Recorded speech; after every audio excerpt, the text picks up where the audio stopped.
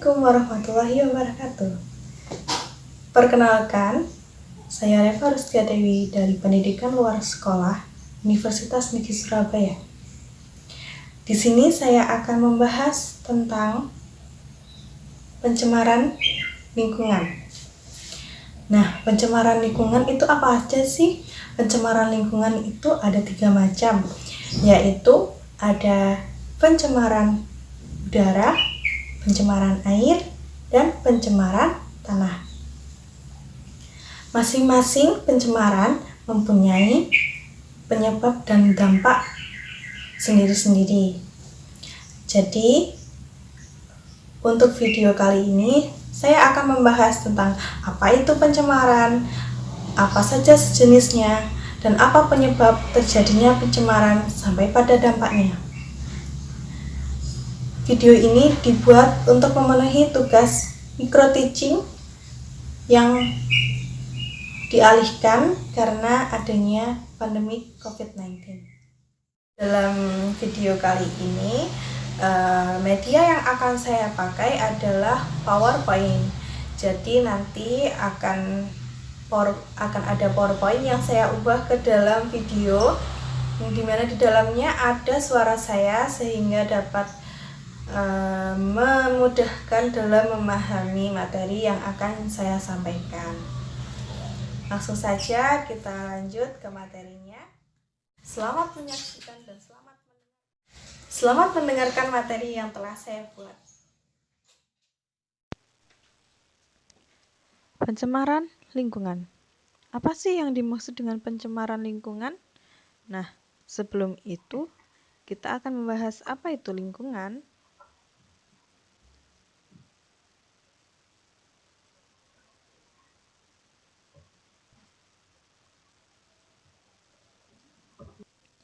Lingkungan adalah suatu sistem ekologi yang terbentuk oleh hubungan timbal balik tak terpisahkan antara makhluk hidup dengan keadaan di sekitarnya. Lingkungan terdiri dari komponen abiotik dan biotik. Tuhan menciptakan makhluk hidup yang ada di permukaan bumi untuk saling memberi manfaat. Tidak ada hewan dan tumbuhan yang diciptakan oleh Tuhan sekecil apapun tidak ada manfaatnya.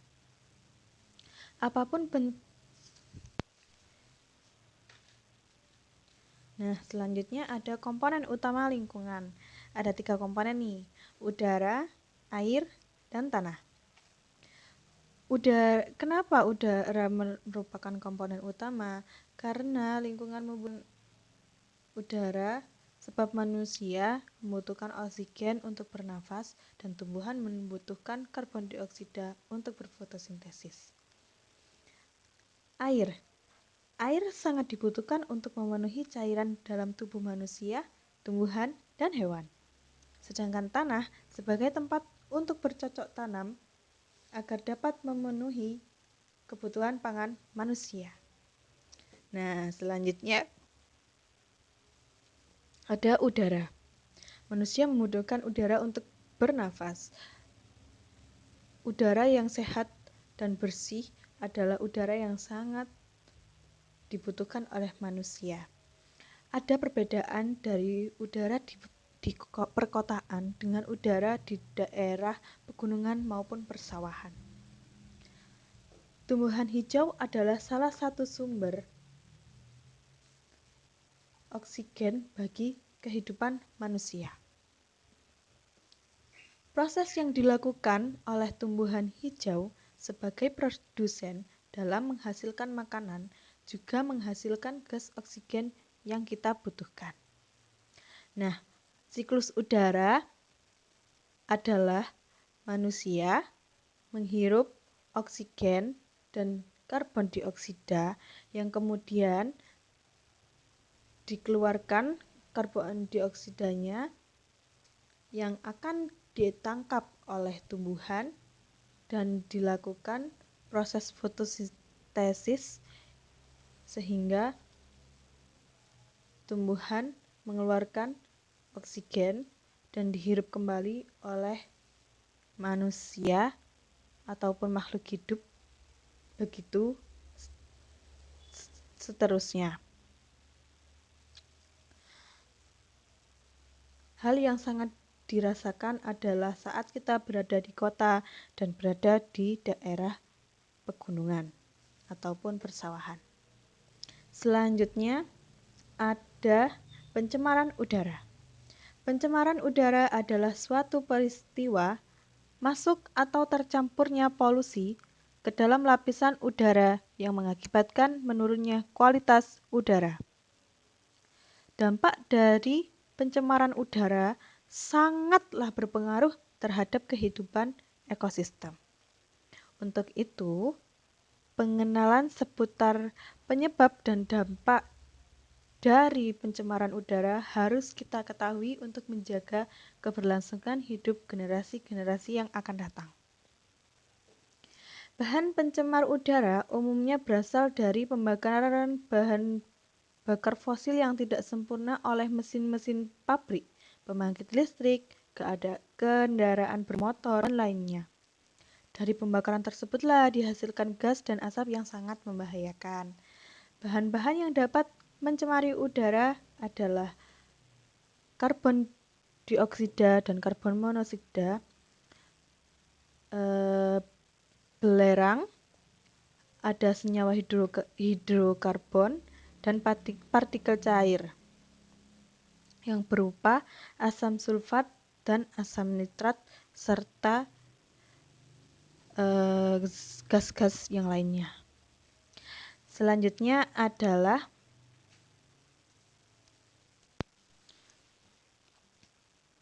ini adalah contoh dari polusi yang berada di kota, yaitu polusi dari kendaraan bermotor,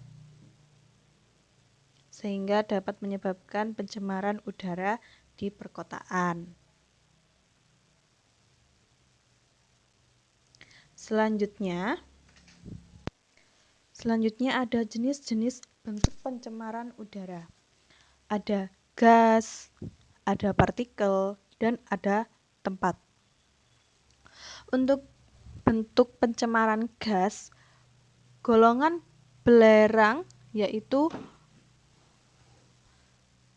sulfur dioksida dan nitrogen monoksida, sedangkan golongan nitrogen terdiri dari nitrogen oksida dan nitrogen monoksida. Pencemaran udara berbentuk partikel ada mineral dan makhluk hidup.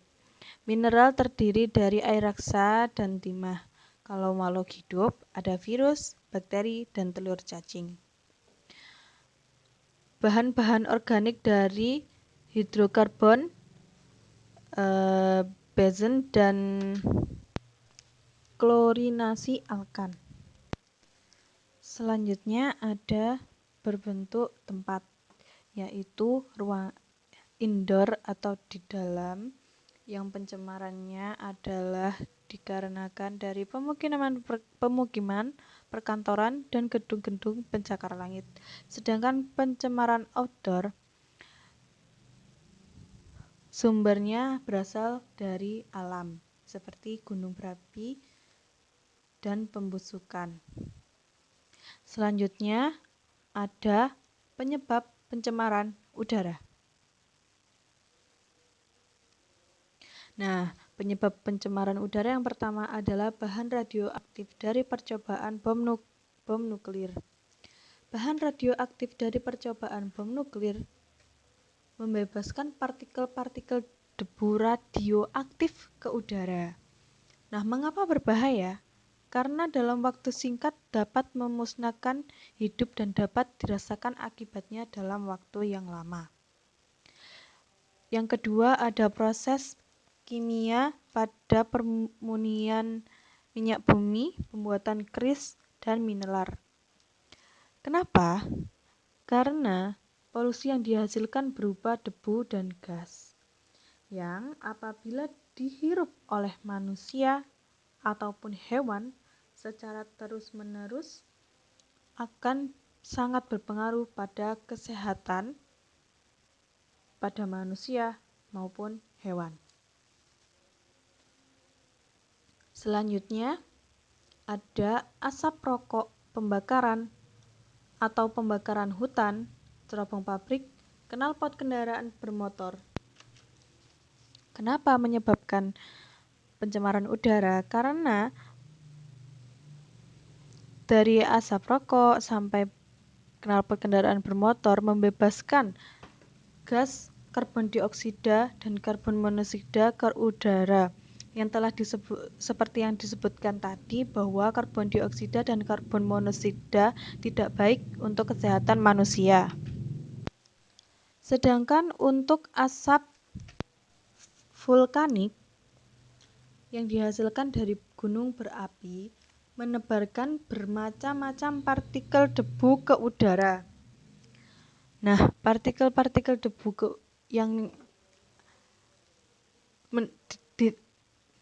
ada di udara dapat mengakibatkan manusia sesak nafas, bahkan berujung kematian.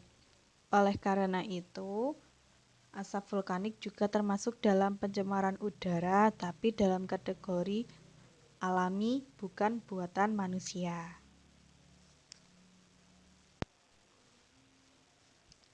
Selanjutnya, ada proses peleburan seperti peleburan baja, perbuatan semen, soda, keramik, dan aspal.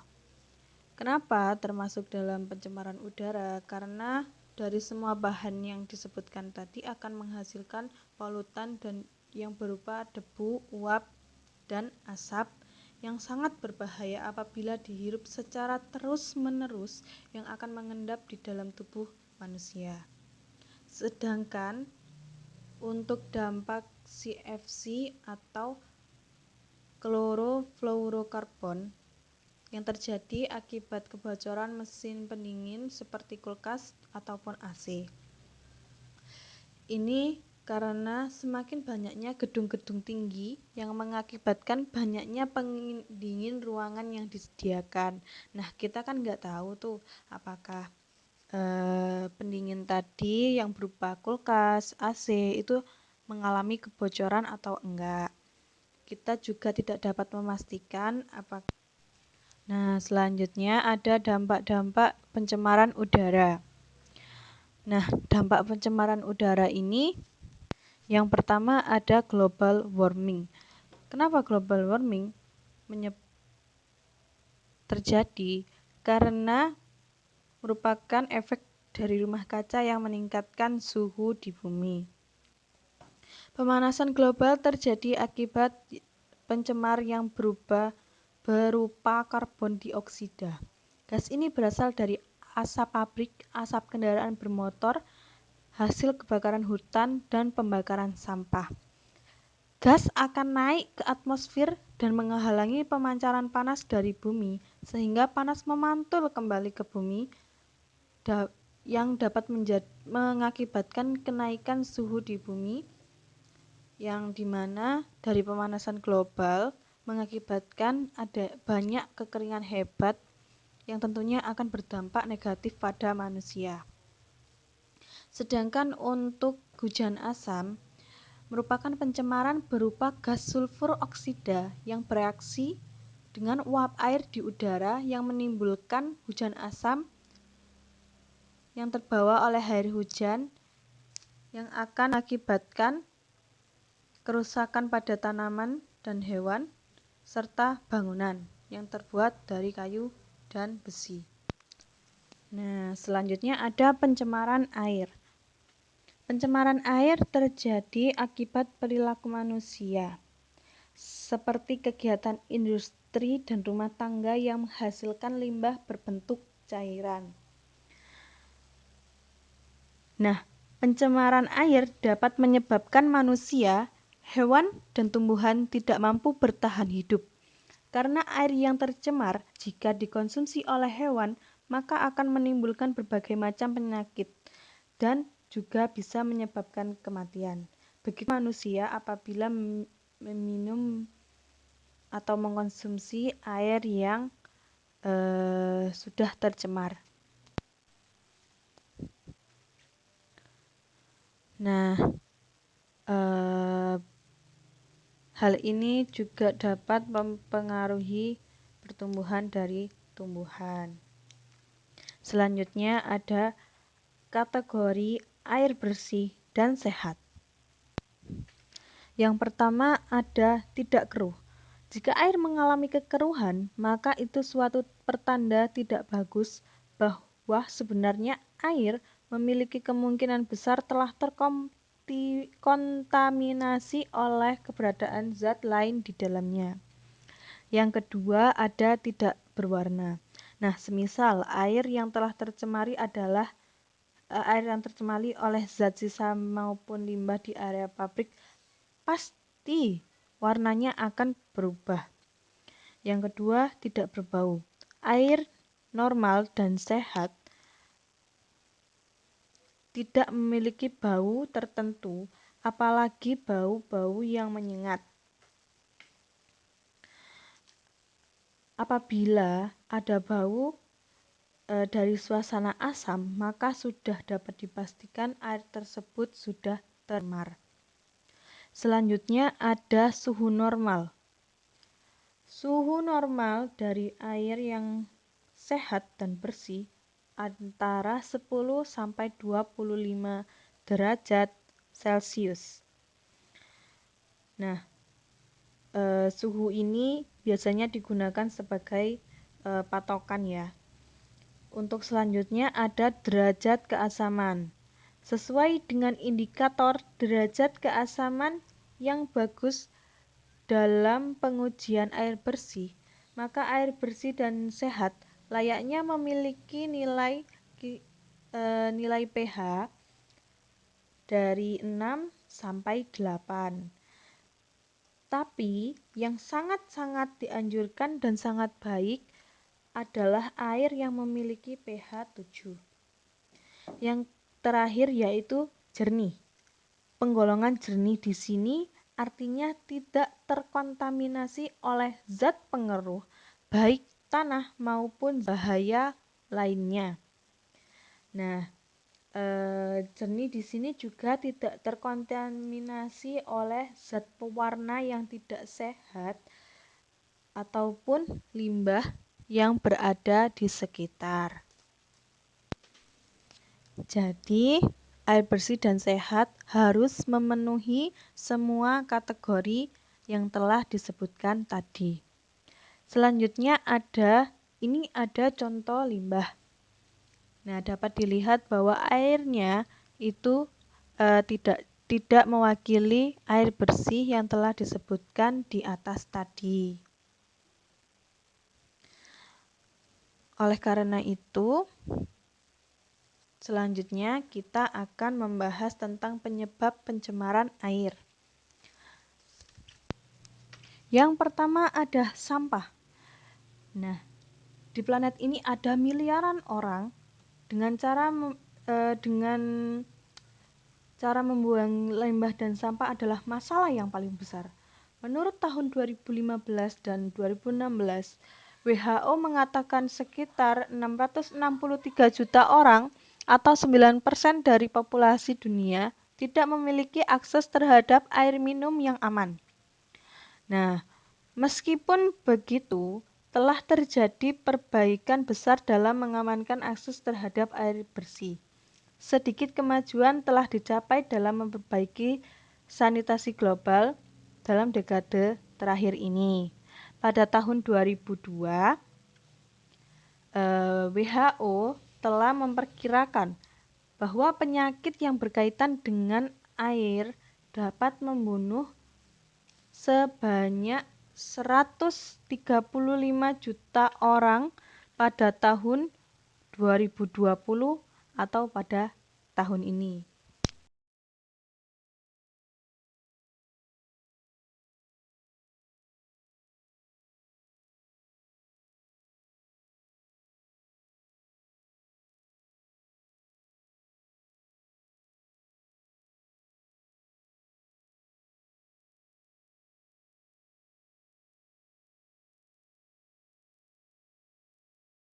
Selanjutnya ada limbah pabrik.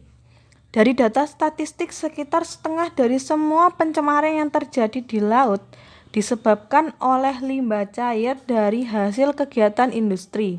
Setiap tahun dunia menghasilkan sekitar 5-10 miliar ton limbah industri yang dibuang ke sungai, samudra, dan saluran lainnya. Selanjutnya ada kegiatan pertanian. Kegiatan pertanian ini dengan perlakuan yang tepat dan penggunaan dalam jumlah yang sedang, itu limbah bisa menjadi pupuk. Tetapi untuk mengembalikan nutrisi penting ke dalam lingkungan seperti nitrogen dan fosfor yang dibutuhkan oleh tanaman dan hewan untuk pertumbuhan. Tetapi limbah seringkali digunakan dalam jumlah yang banyak daripada yang dibutuhkan oleh alam.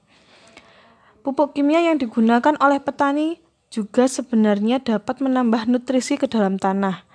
Tetapi kombinasi antara limbah dan pupuk dapat menyebabkan peningkatan besar dalam pertumbuhan alga atau plankton yang menguasai sebagian besar area lautan, danau, atau sungai. Nah, ini dikenal sebagai ganggang yang berbahaya karena bisa mengubah air menjadi merah. Selanjutnya ada dampak dari pencemaran air. Nah, contohnya tumpahan minyak. Ini dapat terjadi akibat kapal tanker yang terlalu buruk dengan pertahanan kecelakaan di laut yang rendah.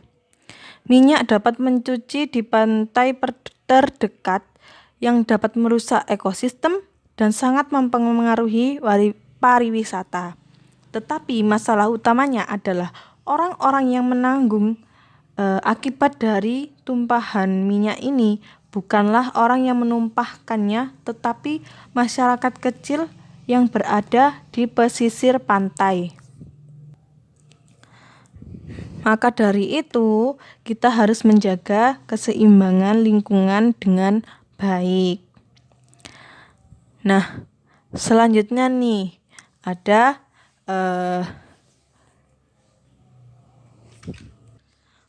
komponen tanah. Nah, tanah adalah perubahan pola kehidupan dari masyarakat yang dulunya masyarakat zaman dahulu mengumpulkan makanan menjadi menanam makanan untuk dirinya sendiri. Tetapi mereka mencoba mengolah lahan dengan cara yang berpindah-pindah dan tidak memiliki teknik bercocok tanam yang baik. Nah, masyarakat zaman dahulu menebang hutan dan melakukan pembakaran dalam jangka waktu yang pendek dan tidak memikirkan akibatnya yang ke depannya. Tanah yang bersih dan sehat penting bagi semua orang. Nah, para petani membutuhkan untuk bercocok tanam. Habitat yang mendukung kehidupan tumbuhan dan hewan tergantung pada kesehatan tanah. Oleh karena itu, pencemaran tanah juga termasuk dalam pencemaran yang fatal. Selanjutnya, pengertian dari pencemaran tanah. Pencemaran tanah berarti degrasi atau kerusakan permukaan dan tanah bumi berakibat pada berkurangnya kualitas atau produktivitas tanah sebagai tempat ideal untuk kegiatan konstruktif seperti pertanian, kehutanan, dan lainnya. Efek pencemaran tanah memang tidak muncul dalam semalam. Pencemaran tanah adalah hasil dari aktivitas panjang manusia yang bersifat merusak. Ada beberapa macam pencemaran tanah yang terjadi. Ada dari berbagai besar faktor. Nah, penyebab yang pertama adalah penggundulan hutan yang dilakukan untuk menciptakan lahan kering. Nah, dari penggundulan hutan tersebut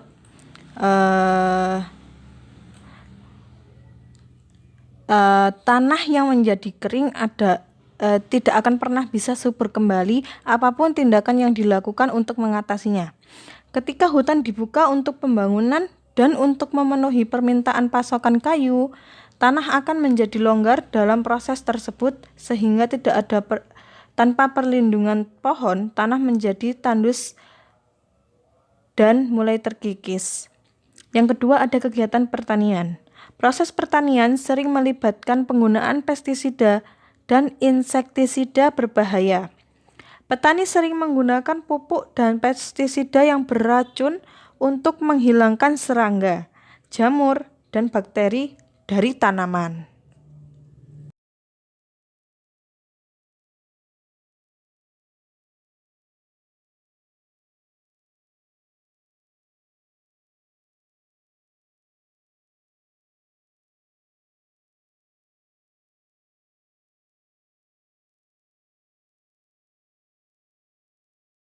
Selanjutnya adalah limbah industrialisasi dan limbah konstruksi.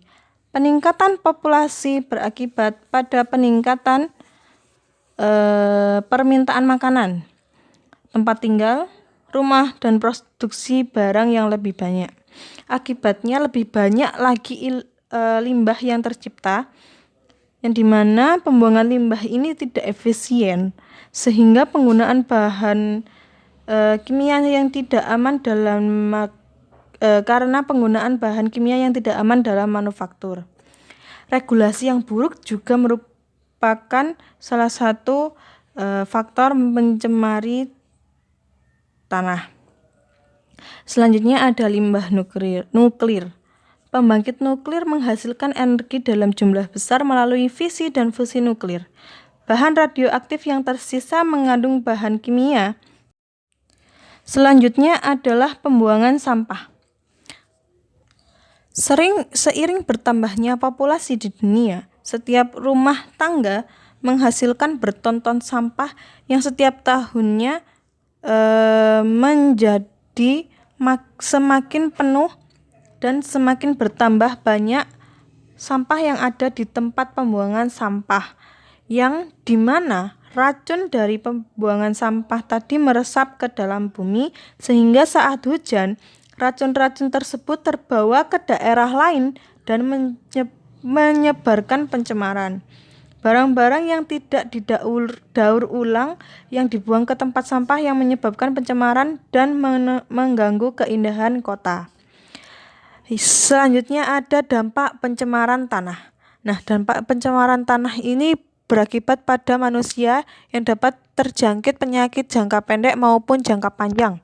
Penyakit jangka pendek ini dapat dirasakan secara langsung, yaitu sakit kepala, mual, dan muntah, serta sakit yang lainnya. Sedangkan jangka panjangnya, manusia dapat mengalami kanker, kerusakan syaraf, depresi, serta kerusakan ginjal dan hati.